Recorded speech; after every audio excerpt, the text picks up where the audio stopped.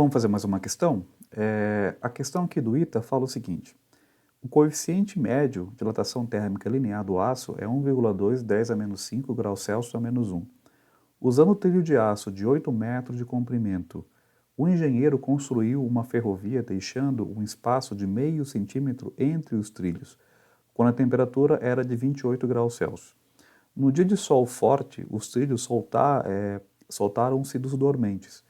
Que temperatura no mínimo deve ter atingido pelos trilhos, né? Então, lembrando que é uma questão de dilatação linear, lembrando que qualquer objeto que aquece ou que tem uma variação de temperatura ou que sofre uma variação de temperatura, ele vai dilatar, né? E o que foi que aconteceu aqui no caso? O cara talvez deixou aí um pouco de pouco espaço, né, para o trilho dilatar no caso, né? E com isso ele sofreu aí, eles soltaram-se do dormente devido a essa dilatação aqui em excesso, tá? E a pergunta foi, né, qual que é a temperatura, que temperatura foi que o trilho atingiu para que isso tenha acontecido, tá? Bom, então vamos lá de novo ler aqui o problema com calma, agora um pouco mais com calma, e tentar identificar o que é cada coisa aqui no problema. Ele fala aqui então, por exemplo, né, o coeficiente linear aqui do caso do aço é esse carinha aqui, então coeficiente linear, lembrando que é o alfa, né, 8 metros de comprimento seria o comprimento inicial aqui do trilho, né, o pedaço do trilho, né, uma parte dele no caso vai ter 8 metros de comprimento. E aí, que mais que ele fala para a gente? Ele fala que deixou um espaço entre os trilhos, ou seja, entre uma barra e outra, de meio centímetro. O que é meio centímetro? É a variação, né? Então, o ΔL que ele deixou aqui, no caso, foi de meio centímetro, já a variação, digamos assim, que ele deixou entre um trilho e outro. E aqui não fala, aqui fala, desculpa, né, que a temperatura era de 28. Se a temperatura era de 28, quer dizer que aqui no caso, nossa temperatura inicial. Então, o que a gente sabe aqui do problema? A gente sabe o alfa, sabe o comprimento inicial, sabemos também quanto que o trilho deveria, ou né, quanto que variou aqui no caso o comprimento, quanto que ele deixou de espaço, tá? E sabemos também a temperatura inicial.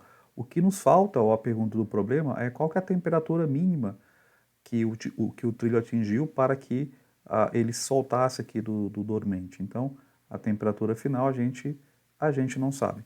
Então, lembrando que a gente tem aquela equaçãozinha, né?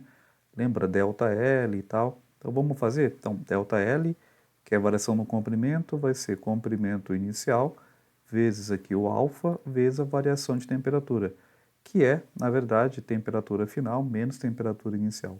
Aqui no caso, eu vou deixar em delta, até mesmo para facilitar a nossa vida, vamos deixar em delta mesmo. Por que eu vou deixar em delta? Porque a gente vai fazer uma continha mais fácil no final, vocês vão ver. Então, vamos deixar aqui em delta, θ, que seria, no caso aqui, a variação de temperatura. Bom, então, o dormente aqui, no caso, o espaço que ele deixou entre uma barra e outra foi de meio centímetro, então o ΔL vale meio. Só tomando cuidado aqui com as unidades, né? Então, é o que eu sempre digo, quando você lê um problema, tenta identificar se as variáveis do problema estão dentro, né, estão batendo uma com as outras, né? Então, vamos aqui começar pelo alfa. Bom, o alfa está em graus Celsius, temperatura em graus Celsius, está ok, né? Então, mesma escala térmica, beleza. Comprimento. Bom, comprimento que está em metro e a variação no comprimento está em centímetro. Opa, né, já você percebe que está incompatível aqui as medidas. Tem que deixar tudo no mesmo comprimento. Ou, comprimento não, desculpa, na mesma unidade de medida. Ou vamos deixar tudo em centímetro, ou vamos deixar tudo em metro. Aí você escolhe, e aqui tanto faz aqui para a gente resolver esse problema. Eu vou deixar tudo em metro, que é o sistema internacional. Então vamos lá. Então ΔL, o que a gente sabe aqui no caso é 0,5 centímetros. Para a gente passar isso para metro, lembrando, né, que um metro tem 100 centímetros, então se a gente dividir esse cara aqui, por exemplo, por 100, a gente vai obter aqui no caso o comprimento aqui no caso em metro, né? Então lembrando, um metro tem 100, para passar de centímetro para metro, basta dividir por 100. Dividir por 100, você concorda comigo que é a mesma coisa que 10 elevado ao quadrado? Né? Então, 100 é a mesma coisa que 10 ao quadrado. Então, eu poderia escrever assim, né? Então, ΔL vai ficar 0,5. Vou pegar esse 10 ao quadrado e jogar ali para cima, ele vai subir 10 elevado a menos 2. né? Lembrando, né, escrever o número em notação científica, né? Aqui não pode ser menor que 1, tem que ser entre 1 e menor que 9 alguma coisa. Então, se eu andar com a vírgula para cá, vai ficar 5/10 elevado a menos 3 metros. Então, colocando aqui, né, esse número 0,5 centímetros para metro, ele vai ficar assim, ô professor, você tem que passar né, essa coisa assim, colocar em base 10? Não precisa, né? Não precisaria. Se quisesse colocar aqui, por exemplo, 0,005, né, também daria certo, né? Mas por que eu vou colocar aqui em base 10? Porque o nosso alfa está em base 10, né? Então vamos trabalhar com base 10, que eu acho mais fácil para trabalhar, tá? Não é obrigado a fazer essa coisa que eu fiz, mas como o alfa está em base 10, eu prefiro trabalhar também com o número com base 10. E se você não lembra como é que faz aqui essa conversão de base 10, tem um vídeo aqui no canal que explica como é que se brinca com base 10, tá? Então, o ΔL aqui, no caso, vai ficar 5, né? Vai ficar 5/10 elevado a menos 3, que é a variação do comprimento, né? Entre uma barra e outra. O comprimento inicial aqui, no caso, foi de 8 metros. O alfa, aqui no caso, vai ficar 1,2 vezes 10 elevado a menos 5. E a variação de temperatura, a gente, digamos, não sabe quanto que é. E não sabemos mesmo, né? Sabemos só qual a temperatura inicial, afinal a gente não sabe. Então, deixa assim delta por enquanto. Então, aqui eu vou repetir esse cara aqui. Então, fica 5/10 elevado a menos 3. Quanto que é 8 vezes 1,2? Aqui, brincando de matemática. 1, opa, deixa eu apagar aqui, já estou escrevendo errado. Então, vamos fazer de novo aqui a continha. Então, vai ficar 1,2, né? 1,2 vezes 8. Só que 8 vezes 2 fica 16, vai 1. 8 vezes 1, 8 e 1, 9. Põe 9 aqui. Uma casa aqui, uma vírgula aqui. É uma casa depois da vírgula, uma casa aqui também na resposta. Então, aqui fica 9,6. 9,6, 10 elevado a quanto? Aqui é a menos 5, vezes a variação de temperatura, que a gente não sabe quanto que variou. Aqui não tem o que fazer.